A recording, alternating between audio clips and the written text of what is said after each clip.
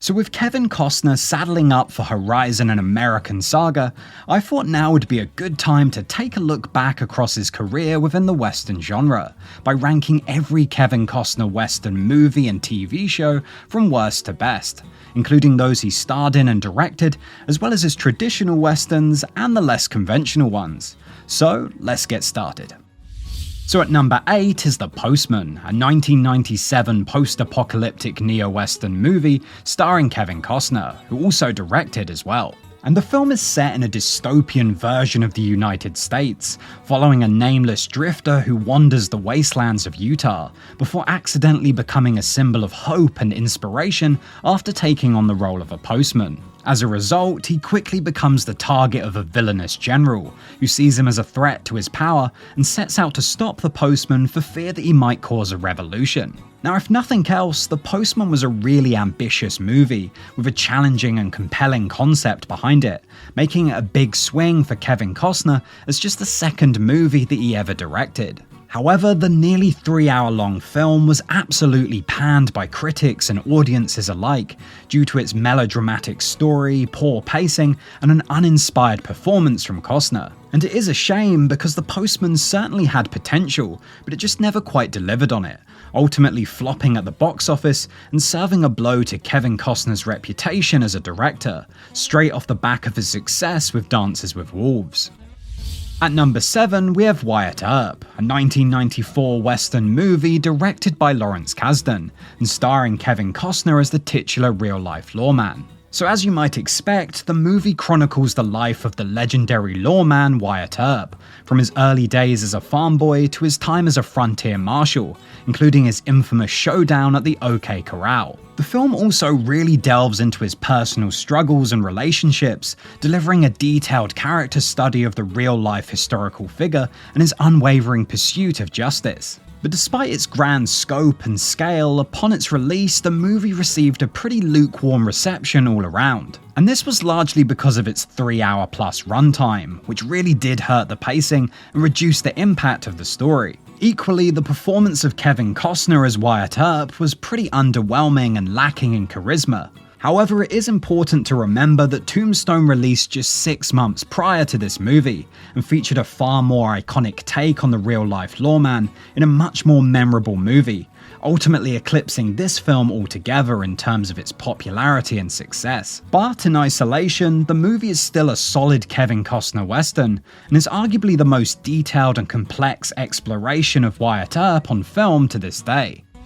So at number 6, we have Let Him Go, a 2020 neo-western thriller featuring Diane Lane and Kevin Costner. And in the movie, Costner plays retired Sheriff George Blackledge, who decides to leave his Montana ranch with his wife following the tragic death of their son, in the hope of rescuing their young grandson from a dangerous family in North Dakota. However, this ends up being a lot harder than they first imagined, as the couple end up embroiled in a tense, bloody conflict that really tests their resolve. Now, before anything else, it has to be said that Let Him Go is very much a slow burn movie, but it feels intentional, slowly but surely building tension ahead of a violent and explosive third act. But the real strength of this neo-western is the central performances from Lane and Costner, who much like in Man of Steel have a great on-screen chemistry. And Kevin Costner feels perfectly cast as a stoic, determined patriarch, delivering an understated yet powerful performance that really adds a lot of nuance to his character and the story. So Let Him Go is well worth checking out, and might just be one of the most overlooked Kevin Costner westerns on this list. Up next, at number 5, we have Silverado, a Western movie from 1985, directed by Lawrence Kasdan, with an all-star cast that included Scott Glenn, Kevin Kline, Danny Glover, and a young Kevin Costner. Now, in the movie, these four make up a posse of drifters who band together to help rid the titular town of Silverado of its corrupt sheriff and his cronies. So it's very much an ensemble movie, with each character bringing a different dynamic to a film that was essentially one big homage to classic westerns, despite having all the hallmarks of an 80s blockbuster. But despite this, nowadays, Silverado is widely considered to be an underrated and overlooked western, having arguably not had the lasting legacy that most would argue that it deserves. Although, with that being said, Silverado proved to be a hugely significant film for Kevin Costner, given that he stole the show with his exuberant, energetic performance as Jake, which quickly established him as a rising star in Hollywood and a name that would soon become synonymous with the western genre. So at number 4, we have Hatfields and McCoys, a 2012 historical western miniseries starring Bill Paxton and Kevin Costner. And the series recounts the infamous family feud between the Hatfields of West Virginia and the McCoys of Kentucky, which started during the Civil War in 1863 and carried on for decades. As such, the real-life story is one full of drama, violence, and vengeance, making it a perfect subject for a historical miniseries, which in this case ended up being one with some really powerful storytelling and performances, especially from Kevin Costner. In fact, his performance as Devil Ansi Hatfield actually earned him an Emmy for Outstanding Lead Actor in a miniseries, proving that he was capable of acting in more than just movies, in this case as a protective, cutthroat father figure and landowner, which presumably played a big part in him being cast in Yellowstone a few years later. So if you haven't seen the show, it's well worth checking out if you're a fan of westerns or Kevin Costner, because it proves to be a great showcase for both.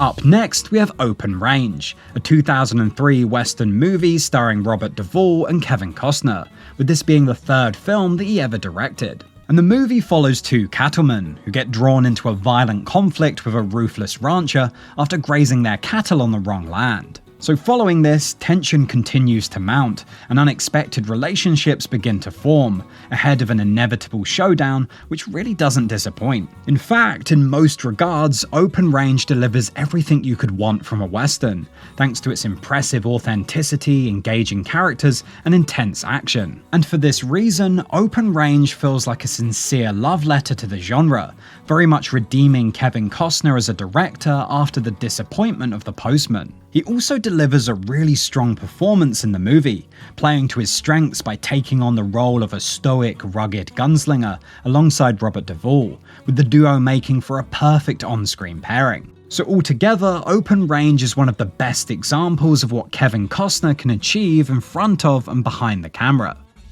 So at number 2, we have Yellowstone, an ongoing 2018 neo-western TV series that famously starred Kevin Costner. And in the show, he plays John Dutton, the head of a powerful family who control one of the largest ranches in Montana, with the plot revolving around their struggles to keep control over their land in the face of various external threats. Now, when Yellowstone first aired, it was not an immediate hit, but with each season that followed, the show eventually became one of the biggest on TV, thanks to its captivating storytelling, complex characters, and impressive cinematography. And possibly the biggest beneficiary of this success, outside of its creator Taylor Sheridan, was Kevin Costner, who almost out of nowhere ended up becoming the face of one of the biggest shows around, putting in a commanding central performance as John Dutton across 40+ episodes, through all the highs and lows of the series. And although Yellowstone is clearly an ensemble show full of memorable characters and performances,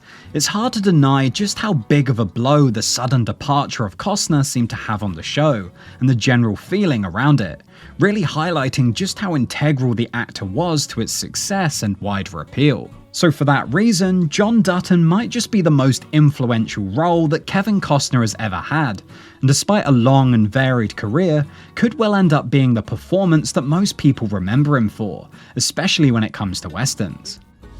So finally, at number 1, we have Dances with Wolves, a 1990 western directed by and starring Kevin Costner. And in the film, he plays a Union Army officer who befriends a tribe of Native Americans while stationed at an isolated outpost on the frontier. And as he begins to learn their language and customs, he starts to develop a deep bond with the tribe, and even adopts their way of life, ultimately forcing him to choose between his loyalty to his own people and his newfound family. Now, to make a story like this work on the big screen really is a massive challenge, given the sheer amount of research required and the many sensitive topics that you would need to cover, all while trying to make the movie entertaining for general audiences, at a time when the Western genre was probably at its lowest ebb. Yet despite this, Kevin Costner somehow pulled it off, doing so in the very first movie that he ever directed, which seamlessly captured the beauty and complexity of the American West in a crowd-pleasing epic that was widely praised for its sensitive portrayal of Native American culture. On top of this, Kevin Costner also puts in one of his most impressive performances to date, really selling his character's journey from a lonely, war-weary soldier to an unlikely member of a tribe that he once viewed as the enemy. And thanks to all of this, Dances with Wolves became a significant box office success that won 7 Oscars and is now widely considered to be one of the greatest westerns ever made. So taking all of that into account, for me, Dances with Wolves really is the crowning achievement of Kevin Costner's career in westerns, or at least for the meantime. But let me know below, what do you think is the best Kevin Costner western, and where do you think Horizon ranks amongst his previous work? And while you're here, you might also want to check out this video right here.